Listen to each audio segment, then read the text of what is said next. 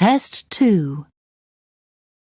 You will hear a number of different recordings, and you will have to answer questions on what you hear.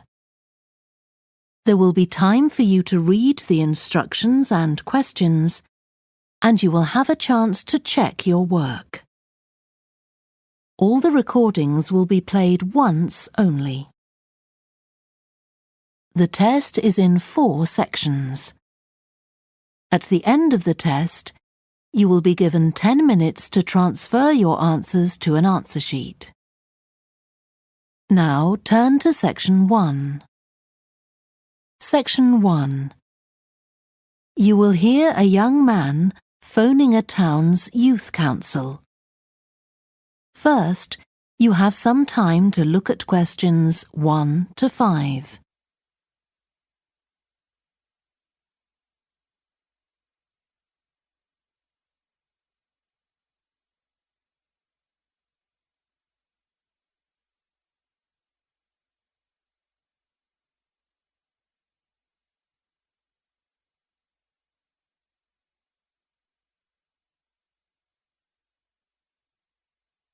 You will see that there is an example that has been done for you. On this occasion only, the conversation relating to this will be played first. Good morning, Youth Council. Caroline speaking. Oh, hello. I'm interested in standing for election to the Youth Council, and I was told to give you a call. That's good. Could I have your name, please? Yes, it's Roger Brown. Thank you. The young man's name is Roger Brown, so Brown has been written in the space. Now we shall begin. You should answer the questions as you listen, because you will not hear the recording a second time. Listen carefully and answer questions 1 to 5. Good morning, Youth Council. Caroline speaking. Oh, hello. I'm interested in standing for election to the Youth Council, and I was told to give you a call. That's good. Could I have your name, please? Yes, it's Roger Brown. Thank you. I'm Caroline, the Youth Council Administrator. So, do you know much about what the council does, Roger? I've talked to Stephanie. I think she's the chair of the council. That's right. And she told me a lot about it. How it's a way for young people to discuss local issues, for example, and make suggestions to the town council. That's what made me interested. Fine. Well, let me take down some of your details. First of all, how old are you? You know the council is for young people aged from 13 to 18. I've just turned 18. And where do you live, Roger? Well, that's a bit complicated. At the moment, I'm looking for a flat to rent here, so I'm in a hostel from Monday to Friday. I go back to my parents' place at the weekend. OK, so where's the best place to send you some information about the council? Oh, to my parents' address, please. That's 17 Buckley Street, Buckleigh Street, Stamford, Lincolnshire. Though you don't really need the county. Oh, I know Stamford. It's a lovely town. And what's the postcode? PE9 7QT. Right, thank you. So are you working here or are you a student? I started studying at the university a couple of weeks ago, and I've got a part-time job for a few hours a week. What do you do? Well, I've done several different things. I've just finished a short-term contract as a courier, and now I'm working as a waiter in one of the big hotels. Uh-huh. That can't leave you much time for studying. Oh, it's not too bad. I managed to fit it all in. What are you studying? My ambition is to go into Parliament eventually, so my major subject is politics. That's partly why I think the Youth Council is important and want to be a part of it. And I suppose you're also taking a minor subject, aren't you? I know a lot of people study economics too. I chose history. To be honest, I'm not finding it as interesting as I expected. Before you hear the rest of the phone call, you have some time to look at questions 6 to 10.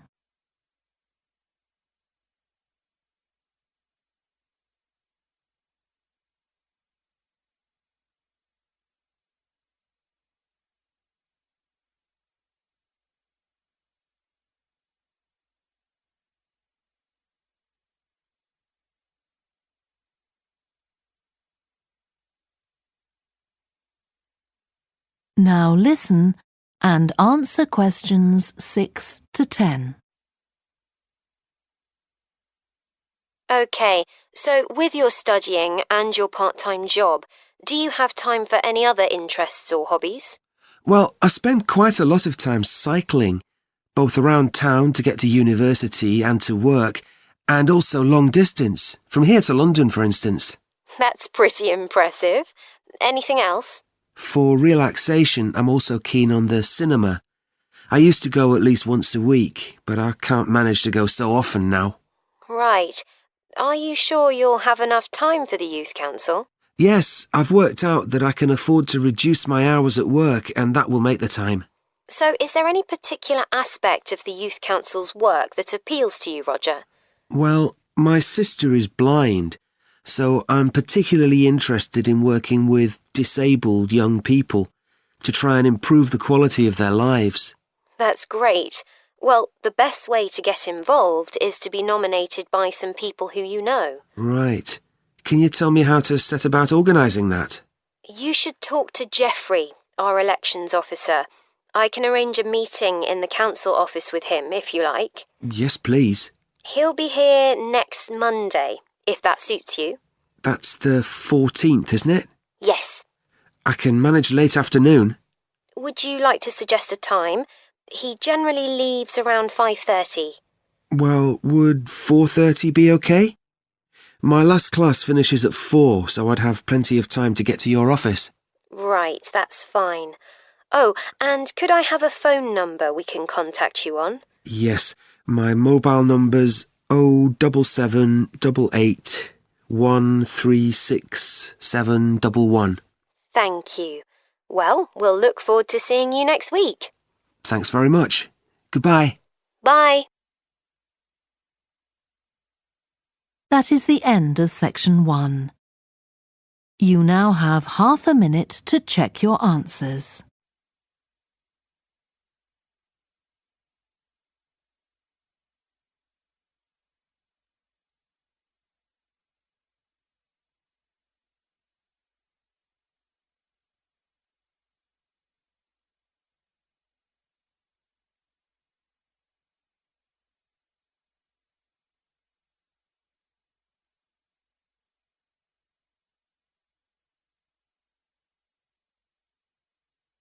Now turn to section 2. Section 2. You will hear a woman who works in a theatre talking to 2 new staff members on their first day of work. First, you have some time to look at questions 11 to 16.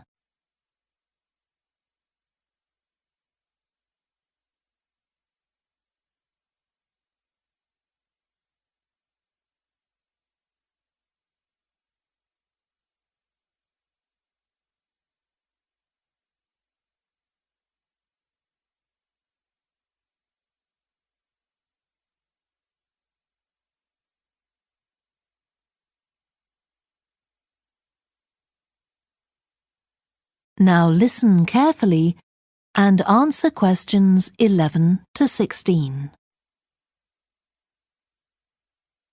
Hi, great to see you. I'm Jodie, and I'll be looking after both of you for the first month you're working here at the Amersham Theatre. I'll tell you something about the theatre now, then take you to meet 2 of the other staff. It's an old building, and it's been modernised several times. In fact, as you can see, we're carrying out a major refurbishment at the moment. The interior has just been repainted, and we're about to start on the exterior of the building. That'll be a big job. The work's running over budget, so we've had to postpone installing an elevator. I hope you're happy running up and down stairs. When the theatre was built, people were generally slimmer and shorter than now, and the seats were very close together. We've replaced them with larger seats, with more legroom. This means fewer seats in total, but we've taken the opportunity to install seats that can easily be moved to create different acting spaces. We've also turned a few storerooms over to other purposes, like using them for meetings. We try hard to involve members of the public in the theatre. One way is by organising backstage tours, so people can be shown round the building and learn how a theatre operates. These are proving very popular.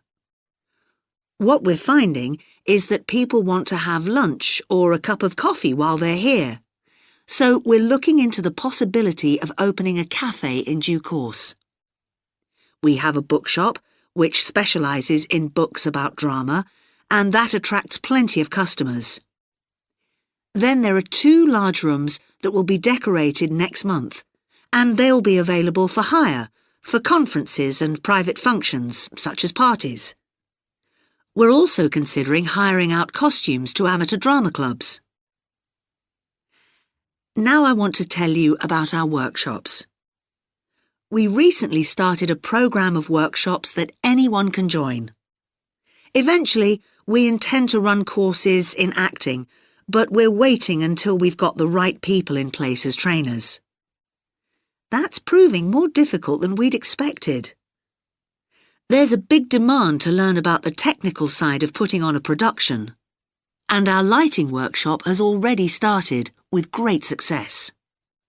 We're going to start one on sound next month. A number of people have inquired about workshops on makeup, and that's something we're considering for the future. A surprise success is the workshop on making puppets. We happen to have someone working here who does it as a hobby, and she offered to run a workshop. It was so popular, we're now running them every month. Before you hear the rest of the talk, you have some time to look at questions 17 to 20.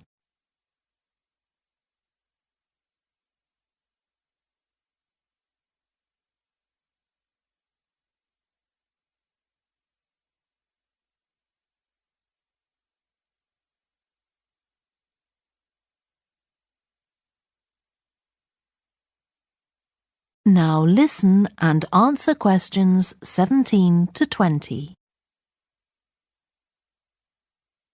Now, a word about the layout of the building.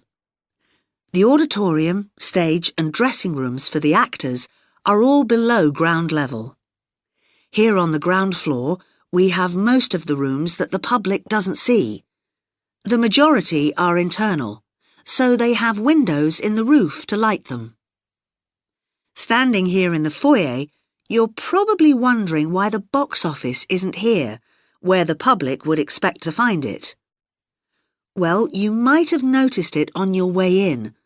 Although it's part of this building, it's next door, with a separate entrance from the road. For the theatre manager's office, you go across the foyer and through the double doors.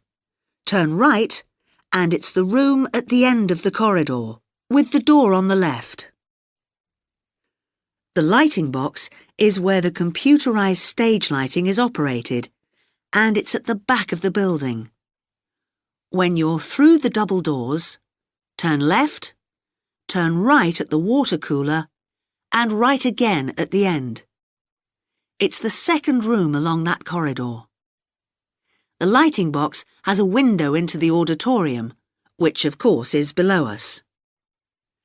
The artistic director's office is through the double doors, turn right, and it's the first room you come to on the right-hand side.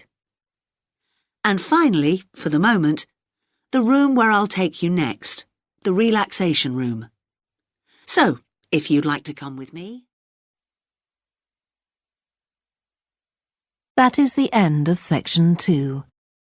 You now have half a minute to check your answers.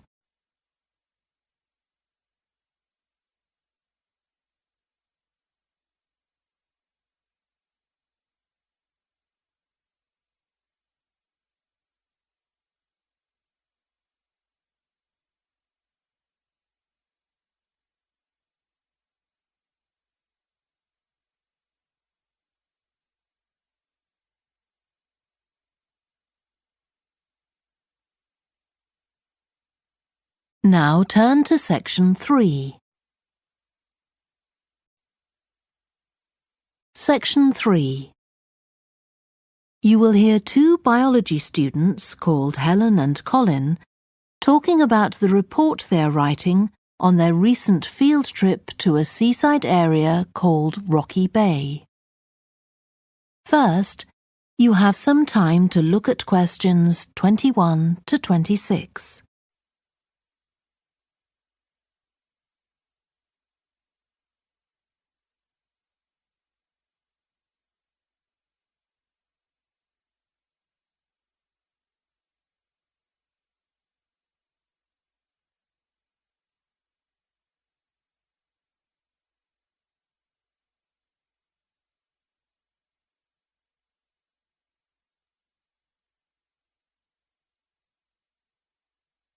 Now listen carefully and answer questions 21 to 26. I've brought my notes on our biology field trip to Rocky Bay, Colin, so we can work on our report on the research we did together. OK. I've got mine too. Let's look at the aims of the trip first. Right. What did you have? I just put something about getting experience of the different sorts of procedures used on a field trip. But we need something about what causes different organisms to choose particular habitats. I agree.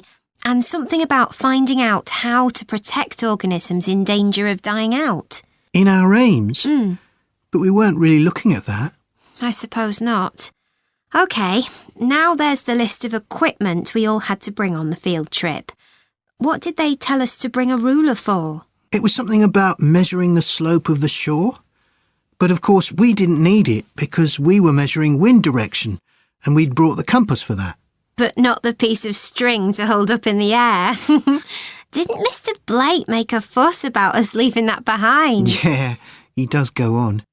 Anyway, it was easy to get one from another of the students. Now, the next section's the procedure. I sent you the draft of that. Yeah, it was clear, but I don't think we need all these details of what time we left and what time we got back and how we divided up the different research tasks. OK, I'll look at that again. Then we have to describe our method of investigation in detail. So let's begin with how we measured wave speed. I was surprised how straightforward that was. I'd expected us to have some sort of high-tech device, not just stand there and count the number of waves per minute. Not very precise, but I suppose it was good enough. But the way we measured the amount of salt was interesting. In the water from the rock pools? Yeah. Oh, I wanted to check the chemicals we used in the lab when we analysed those samples. Was it potassium chromate and silver nitrate? That's right. OK. And we need the map of the seashore. You just left that to me. And I had to do it while the tide was low. Well, that was OK, but the place I started it from was down on the beach. Then I realised I should have gone up higher to get better visibility, so I had to start all over again. But at least I'd got the squared paper, or I'd have had problems drawing it all to scale. Yeah, it looks good. We could get a map of the region off the internet and see if we need to make any changes. I had a look, but I couldn't find anything. But you took some pictures, didn't you? Yeah, I'll email you them if you want. OK.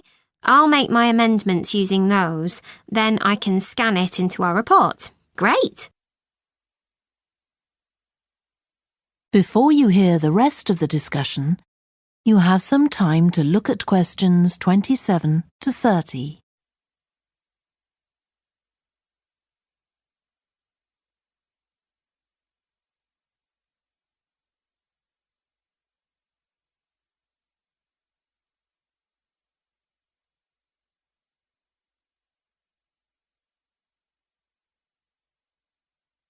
Now listen and answer questions 27 to 30.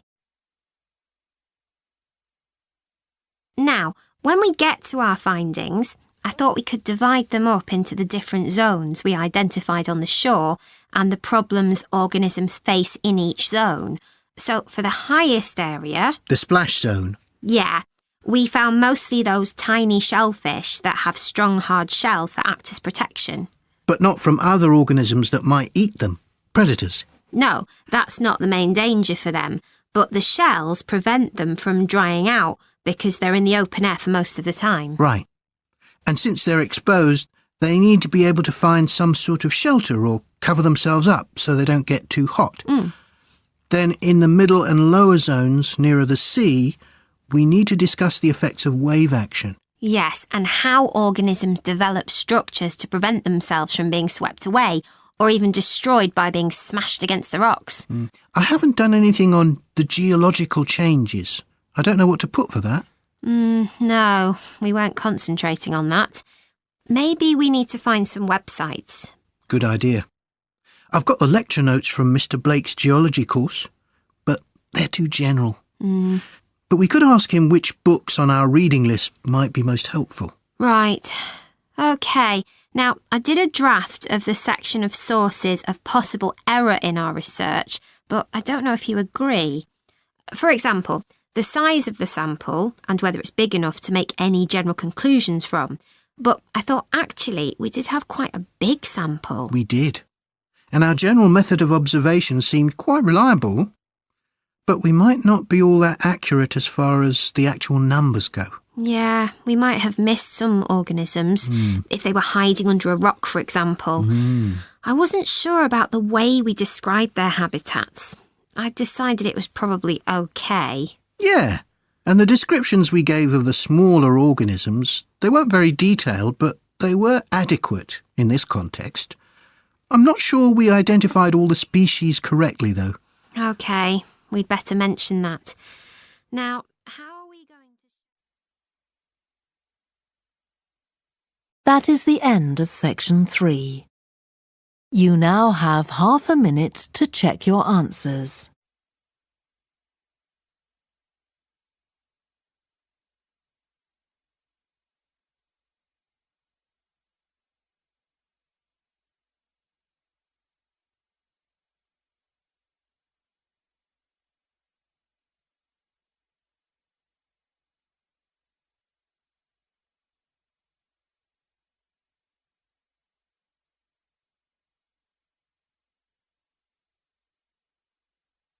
Now turn to section 4.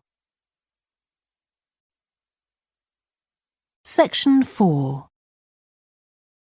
You will hear part of a lecture to students of architecture about the design of a public building. First, you have some time to look at questions 31 to 40.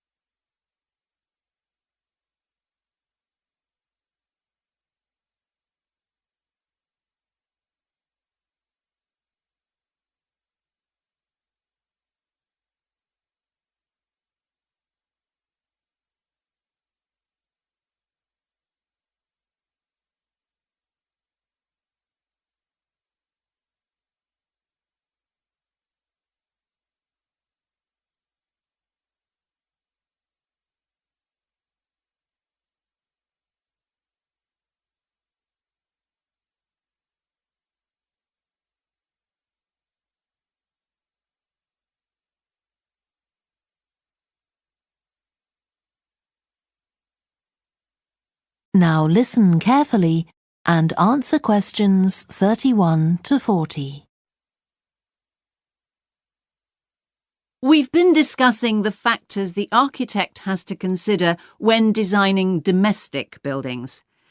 I'm going to move on now to consider the design of public buildings, and I'll illustrate this by referring to the new Taylor Concert Hall that's recently been completed here in the city. So, as with a domestic building, when designing a public building, an architect needs to consider the function of the building.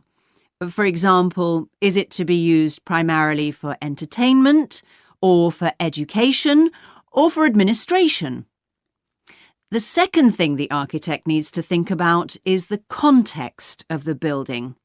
This includes its physical location, obviously, but it also includes the social meaning of the building, how it relates to the people it's built for. And finally, for important public buildings, the architect may also be looking for a central symbolic idea on which to base the design, a sort of metaphor for the building and the way in which it is used. Let's look at the new Taylor Concert Hall in relation to these ideas. The location chosen was a site in a run-down district that has been ignored in previous redevelopment plans. It was occupied by a factory that has been empty for some years. The whole area was some distance from the high-rise office blocks of the central business district and shopping centre, but it was only 1 kilometre from the ring road. The site itself was bordered to the north by a canal which had once been used by boats bringing in raw materials when the area was used for manufacturing. The architect chosen for the project was Tom Harrison.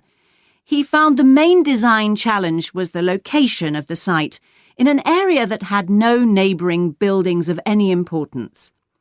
To reflect the fact that the significance of the building in this quite run-down location was as yet unknown, he decided to create a building centred around the idea of a mystery, something whose meaning still has to be discovered. So, how was this reflected in the design of the building? Well, Harrison decided to create pedestrian access to the building and to make use of the presence of water on the site. As people approach the entrance, they therefore have to cross over a bridge. He wanted to give people a feeling of suspense as they see the building first from a distance and then close up. And the initial impression he wanted to create from the shape of the building as a whole was that of a box.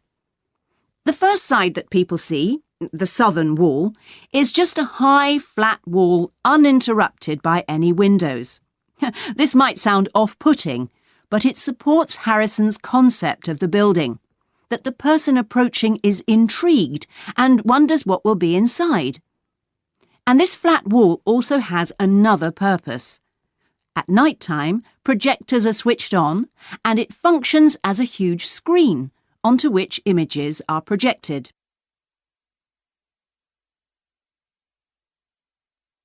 The auditorium itself seats 1,500 people.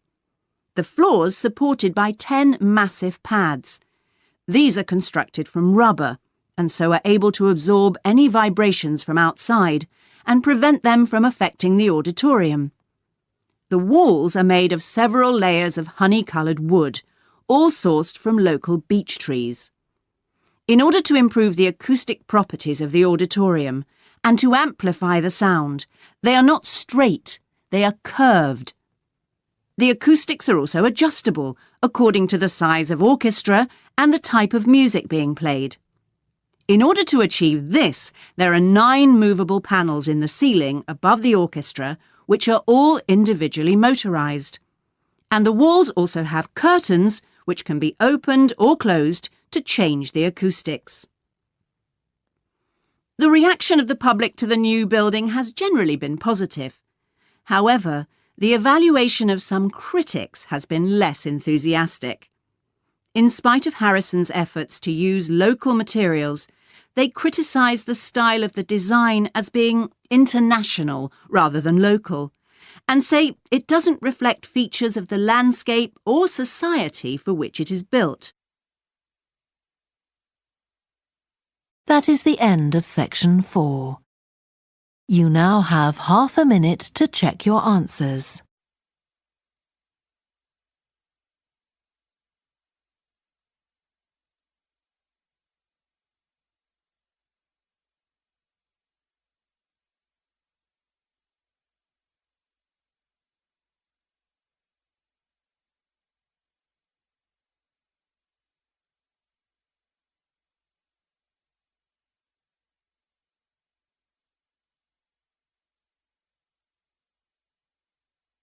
That is the end of the listening test.